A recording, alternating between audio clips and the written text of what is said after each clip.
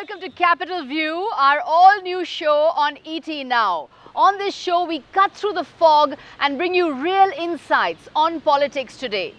In this episode, we focus on what is the last big election of the year 2014, namely the battle for Jammu and Kashmir. And we ask the question, can Narendra Modi's Mission 44 in Jammu and Kashmir succeed? Joining me on Capital View, senior journalist Manoj Joshi, national spokesperson of the PDP, Kaul, former editor of The Organizer, and as well as BJP member Sheshadri Chari, and fellow of the CPR, Siddiq Waheed. Thanks everyone very much indeed for joining me. Manoj, to start with you, the turnouts, the average 71% turnout that we saw in the first phase and the second phase in Jammu and Kashmir, the 28% turnout in Srinagar, is that in itself a story, apart from who wins and loses this time? It's a story, but it's a more subtle story than is often understood. If you look at the 2002, 2008 and this election, you'll see that turnouts in some of the border belts are usually extraordinarily high along the LOC, the belt around there. Even now, for example, in Kupwara, I think it was 58%. The point is that within the valley, largely in the urban areas, that is the heart of separatism. So there are lots of people there who have not voted, and usually there used to be a gap of about 30% in turnouts between the high figure and the low figure, which represented the number of people who essentially were boycotting the poll. This time what has happened is that the fear that the BJP may actually win some seats if they continue the boycott has persuaded some of the boycotters to vote. And so the result is there's you believe this is a kind of reverse polarization that is happening in Jammu and Kashmir? So the result was that's why you find that there's an 8% rise in the polling in Srinagar district. Is that necessarily the case? Let me bring in Siddiq here before we hear from the political voices.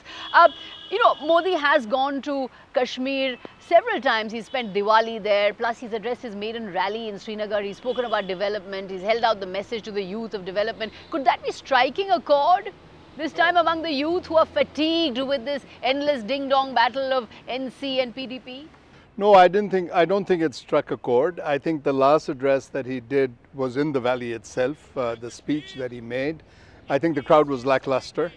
And he said all the right words, but it was a stump speech, basically an election stump speech. So I think that to answer your question, I think that we have a few days left now. No, but I think that we'll be surprised. You don't think he's striking a chord? I think that Jammu and Kashmir is rejecting the BJP. Is rejecting the BJP. Let me bring in Sheshadri Chari in here. Jammu and Kashmir is rejecting the BJP. Do you feel in that sense perhaps it's going to be the one area, the valley, the Kashmir valley is going to be the area where the lotus will wilt? Is that where the BJP is going to have to accept that it carries a baggage? No, I don't. It's too early to say whether the BJP is being rejected or accepted. But I think the issue here is much more than what Modi is going to do or what the people are going to do, or even the outcome of the election. The most important outcome of this election is not the numbers that we see in the assembly.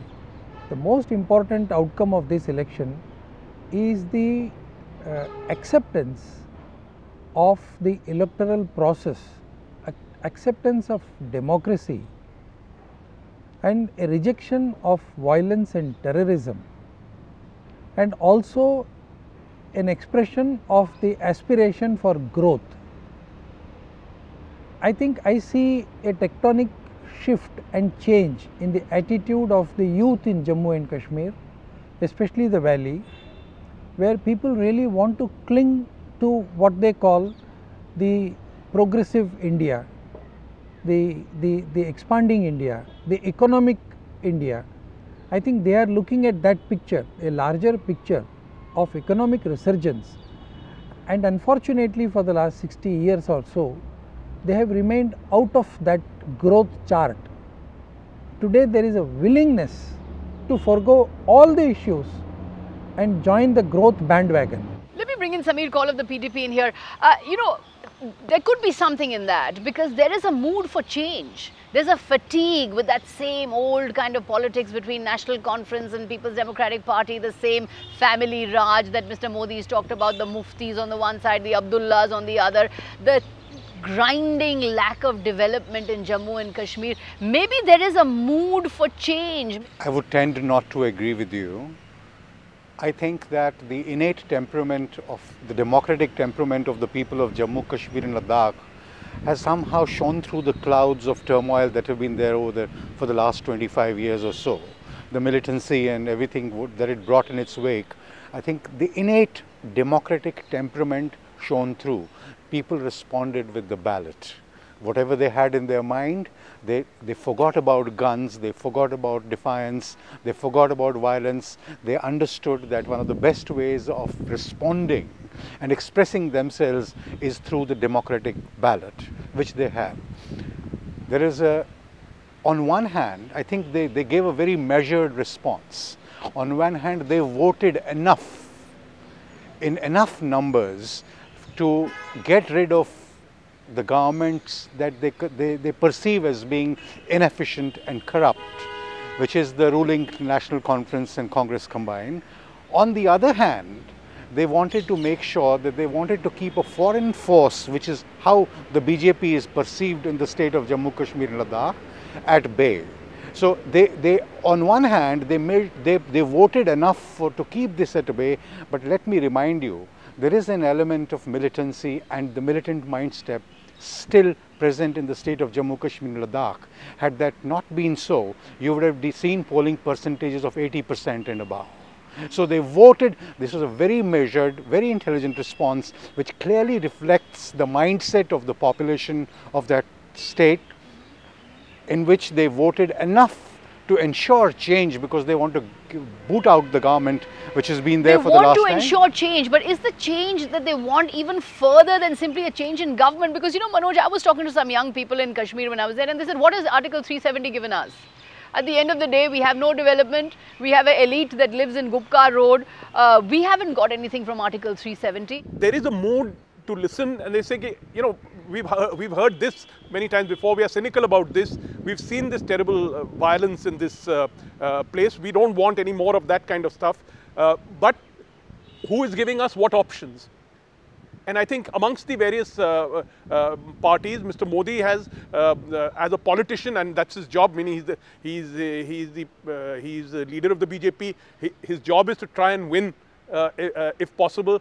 And so when he puts his Mission 44 or whatever it is, it's a good political strategy. I mean, so you put it right out there, you put your objective right out there, and you get the faithful, meaning the party supporters at least, to say, hey, we never thought about this before. We never thought that we could actually win. Now, they're not going to win, but all I'm trying to say is that it's a great strategy to mobilize the BJP voter and to put in the minds of the non-BJP voter the possibility, yes, if the BJP... There is another possibility. There's a completely different possibility, and you've captured mind space. Absolutely. You've captured mind space. You may not win. Captured mind. My little comment to what you just mentioned about some youth telling you that Article 370 could well go. The last credible inquiry into what people actually in various parts of Jammu, Kashmir and Ladakh think about tampering with Article 370 was possibly the interlocutor's report. Now, if you read that interlocutor's report which went in last, it clearly mentioned that there were parts of Jammu which wanted that it should be debated, which is what the BJP is saying. But an overwhelming majority of people in the Kashmir Valley and in Ladakh clearly are sensitive about it, sensitive about it being tampered with, because they consider it as their right, their reason to be with India. This is how it's largely perceived. Right. The basic cord which holds Jammu, Kashmir and Ladakh with India. It's still a part of their identity. Is the PDP, Mr. Samir Kaul's party, positioned to capture the thirst for change, the thirst for aspiration, the wanting to be part of the Indian mainstream, wanting to be part of the job market, wanting to be part of the economic growth story? Is the PDP positioned to capture this, or is the PDP also associated with a soft on separatism, Kashmiri nationalist line, which perhaps is not answering that aspirational urge? Sorry, I mean, the PDP is responsible to the people of Jammu and Kashmir. And whatever the aspirations of the people of Jammu and Kashmir want, they have to cater to. So that's number one. Number two is that as far as, you know, the elections go, if they win, that means that the population of Jammu and Kashmir reposes a certain degree of confidence in them. And I think that it needs to be understood as that. I don't think that you can extrapolate from there is that what is the PDP going to deliver? I mean, what is the PDP going to deliver is the concern of the people of Jammu and Kashmir. Is that the problem with the BJP, that you've remained a party of Jammu? That, you know, you've remained part of the Hindu vote of Jammu.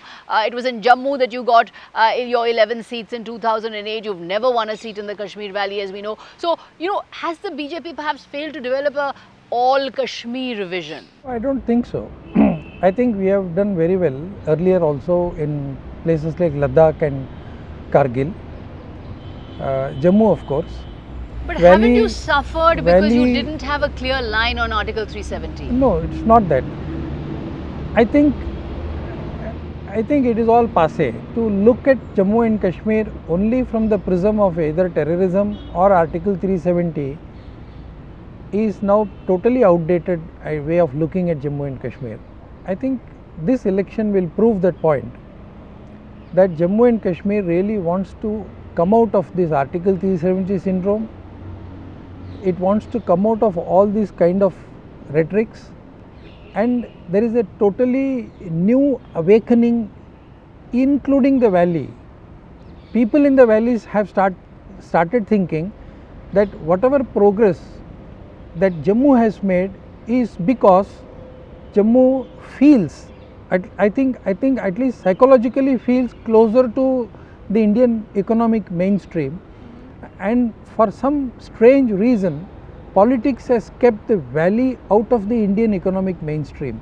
This kind of feeling is there in the minds of the people. There's a desire to enter the economic mainstream. Now mind you, that also politicians will not be able to express this in their words.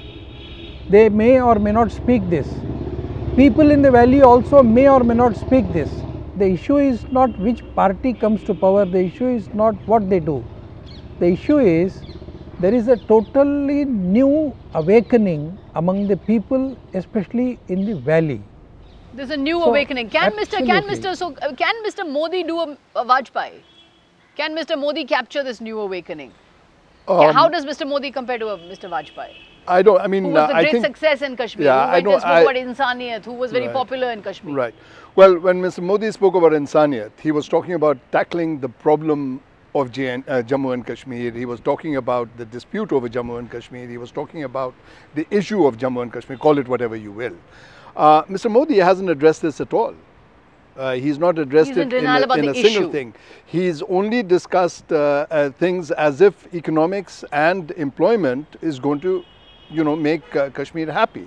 I think that that's a little bit of living in La La Land. I would just take off from where Mr. Waheed just left. Modi ji, as the Prime Minister of this country, made an attempt, but it was an electoral attempt. It was an attempt largely to garner votes for his party. It was not a linking of hearts and minds as one would have wanted. Now, the basic difference between what Vajpayee ji did was he came in, he addressed an open crowd without barbed wires around him, without the rest of the city being put under house arrest sort of a situation. In his perfect Urdu. In perfect chaste Urdu, where he sort of, this is how you link with the people. I think we should not even look at this issue from the point of view of the leadership that represented the, built a bridge between Delhi and say Srinagar or Jammu or Ladakh.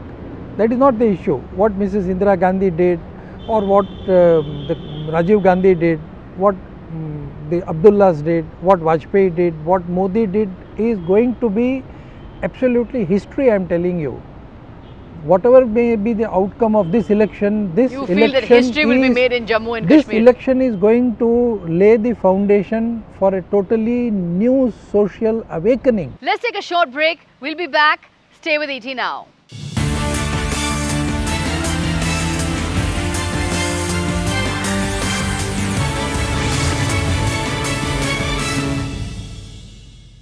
Welcome back to Capital View, our brand new political show on ET Now, where we are raising the question, can Narendra Modi's Mission 44 in Jammu and Kashmir succeed? Siddiq, I want to draw your attention to an article by Muzammil Jaleel, where he's written that in 1983, the National Conference, Farooq Abdullah's party, won 46 seats.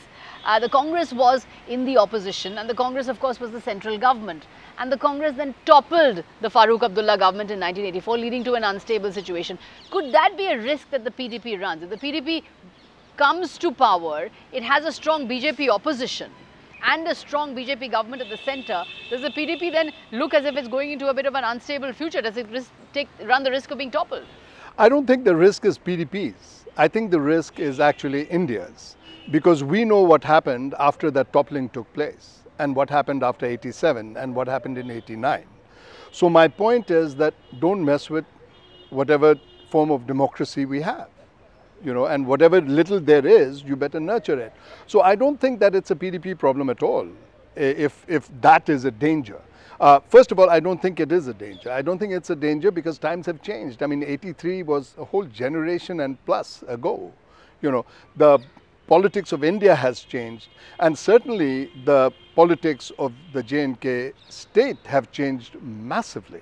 I mean, and today the youth in Jammu and Kashmir, I'm willing to wager, is amongst the most educated politically of youth in this part of the world. There is a new set of political circumstance, Samir Kaul, that has come into being throughout India perhaps, which has made the old politics of, say, caste and community a little bit irrelevant. So has that new politics also come to Kashmir, and therefore does it make sense for you, since you've already been allied with the BJP once, to to look at Mr. Modi as a potential ally? Because should you fall short of a majority, given these changed circumstances of aspiration and people wanting development, why should you not ally with the BJP? We have worked with all governments. We worked with Vajpayee ji very happily. We were able to convince him. It makes sense for you to have a friendly central government. It makes sense for you to have a friendly central government. But it largely depended on us to convince him to take certain measures in Jammu and Kashmir which would be seen as pro-people measures and largely lapped up by the population.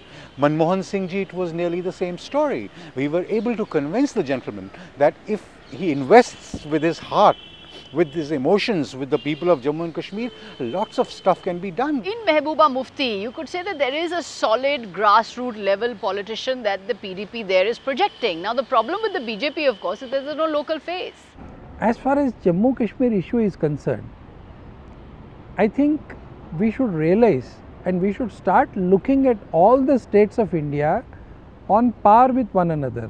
Jammu and Kashmir has been given crores of rupees by successive governments. The last UPA government in 2014, the last leg of the government gave something like 25,000 crores to Jammu and Kashmir. The level of poverty is absolutely low there, compared to 3.48 as compared to 26.84% of people living below poverty line elsewhere in the country. It has the lowest level of poverty in India. Of poverty, but yet the economy does not take off, because you cannot sustain the economy of a state only on the basis of handicrafts and tourism. You have to have industry, you have to produce, you have to have capital, and more importantly, you have to reduce the corruption that has been indulged in by the political families of Jammu and Kashmir, and that is the main issue. Everything is coming down to liberating Kashmir from the political families of the Abdullahs and the Muftis. Siddiq, let me just put that point to you, that are there takers for this kind of thinking now? Are there takers for the kind of thinking that, listen, we don't want to see Jammu and Kashmir as Hindu-Muslim issue. Jammu and Kashmir also has to vote for the Modi model of development, which is being held out and which is proving model of popular development. Don't call it Modi model of development. Which is proving popular in the rest of India. I don't think, I mean, I certainly haven't, and a large segment of people in Jammu and Kashmir have never thought of it as a Hindu-Muslim issue. If it was a Hindu-Muslim issue and it was brought up as a Hindu-Muslim issue, it was brought up by certain parties. It was brought up by political interests and vested interests. So that, I mean, let's just, and I'm glad, that if we can start looking at it as a non-religious issue, I think that that's a very, very important step we've taken. You have to agree, there is this issue of sub-national identity, the regional identity that flourishes in the Jammu Kashmir and Ladakh mind. And no matter what anybody may say, it is still rich in people's minds, and it shines through in whatever they say and do, and it's part of their daily plan. So that Kashmir identity, that sub-national identity, that's still going to determine. And apart from that, just a last comment. And apart from the development, which of course each one of them wants, and why shouldn't they, there is this issue of dignity and honor, which largely rests with the people of Jammu and Kashmir, and they want that dignity and honor protected. As if no other people in this country have any dignity and honor. The people of Tamil Nadu we are don't not have saying that. The Tamil of Delhi don't have it. The people of Jharkhand don't have it. People of Madhya Pradesh don't have it. People of Marathi don't, Maharashtra don't have it. I mean, who doesn't have it? National identity is there for everyone. Telangana, talk about Telangana. The whole lot of political change that happened in Telangana with N.T. Ramarao becoming the chief or a regional party can ensure N.T. dignity. Ramarao became chief minister on the issue of Telugu pride. But the thing We are is forgetting these things. Kashmir has certain special circumstances, in the sense that even today, whether we like it or not, most countries in the world consider Kashmir a disputed area. It's a fact. So when a Kashmiri looks at it, most countries in the world, Sheshadri, that is not an issue here. People can consider anything. There are a lot of people who do not even know where these countries exist. No, I'm saying, so don't talk about that. I'm saying that there is a certain self-identity. We are not concerned about what the world thinks. We are concerned about what people of Jammu and Kashmir think about I'm not themselves. talking of that. I'm talking of how the identity comes about. There is a certain set of special circumstance that makes the Kashmiris particularly sensitive to the identity issue. I'm saying how the identity has been shaped. Right. When there is a dispute, when till the mid-50s, the UN was discussing what is going to happen there, whether there should be a plebiscite, there shouldn't be a plebiscite. Then there is a war in 65. Sheshadri, you have to understand history, yeah? You can't wipe away the entire baggage of history. There is a certain baggage that the BJP carries. But on the other hand, when you look at... This is exactly what the point I made earlier also. I think we are still discussing Jammu and Kashmir in the background of what happened in 47 and 50s. We are not looking at the Jammu and Kashmir of 1995, 2001, Sheshadri 2004, 2014. 2014. Let us talk about Jammu and Kashmir. The feeling is that there is a mobile phone in Kashmir now. There is only one cafe coffee day. Where will the young go? There are some like Parvez Rasool, who's a cricketer, Shah Faisal, who's an IAS officer. They're seen as role models. One other issue. So there's a change that these young people are wanting, and maybe there is a window of opportunity for a party like the BJP. That's what Sheshadri is hinting but at. There is another issue which needs to be considered. Kashmir's own rules. No one's going to invest there because Kashmir has such restrictive rules on people buying property, people buying. So, and you were saying about how you were getting central grants, and that's not good enough. The fact of the matter is that 370 is creating problems, meaning Kashmiri rules are creating problems. But this is something which we need to discuss in a fair and honest manner as to how investors can come in, what they can do or what they cannot do. We tend to feel, Joshi ji, that most of these problems that you see and we talk about now in terms of developmental deficit, economic deficit, they are there because of largely inefficient governance. Apart from this place coming out of turmoil after 25 years, being a battleground where a war was fought continuously, and even up to this date, you have incidents happening every day. When you were in power, when the PDP was in power, the delivery record was hardly that great. I mean, Mehbooba Mufti is a mercurial campaigner and she's seen as a very strong people's person, but can she deliver as an administrator? I have to tell you that we were there for 3 short years, in which I would tend to feel that if you ask around, you will not get negative reports. You will get the best possible reports as far as administration and governance of that state concerned. Was those couple of years or 3 years that PDP had. And I'm not boasting here. That's what people say. It's on that plank that the People's Democratic Party is surely set to stage a comeback. Okay, the PDP is set to stage a comeback. We're completely at the end of the show. Thank you very much indeed to all my guests for joining me. The consensus is that there is something changing in Jammu and Kashmir. There is a mood of change. There is a feeling among the youth that they want different political alternatives. But whether or not that will result in a victory or a sizable showing for the BJP, that remains to be seen. For the moment, we can say that the BJP and Narendra Modi have captured mind space. We still don't know whether they will be able to capture even that one seat in the valley as they have never done before. Thank you very much indeed for joining me, and thank you so much for watching Capital View on ET Now.